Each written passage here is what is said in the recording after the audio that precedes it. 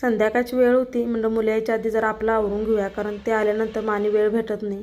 माझं आवरून मस्त असं किचनमध्ये आले आणि मला फ्राईज बनवायचे होते. मी दुपारी याची तयारी करून ठेवली होती बटाट्याची आणि मस्त फक्त आता तळायचे इतकंच राहिले होते आणि मस्त असे फ्राईज तळून घेतले.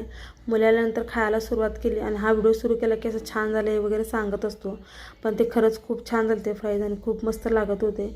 आणि माझ्या संध्याकाळची आणि सकाळची सुरुवात चहानेच होते, त्याच्यामुळे संध्याकाळी मस्त असा चहा ठेवला, चहा घेतला आणि मग हॉल किचन हे सगळं झाडून वगैरे मारून घेतले, कारण संध्याकाळची वेळ होती.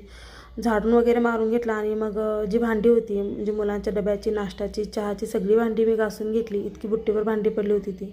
त्याच्यानंतर कपडेवरचे आणायचे होते, कपडे आणले आणि त्याच्यानंतर मी बाजारात गेले होते भाजी वगैरे आणायला, कारण मला भाज्या वगैरे पाहिजे होत्या त्यासाठी. आणि घरी येऊन मस्त असं धूप वगैरे दाखवला, घरात दिवा वगैरे लावला आणि जे माळवं होतं ते सगळं मी काढून बाजूला काढून ठेवले.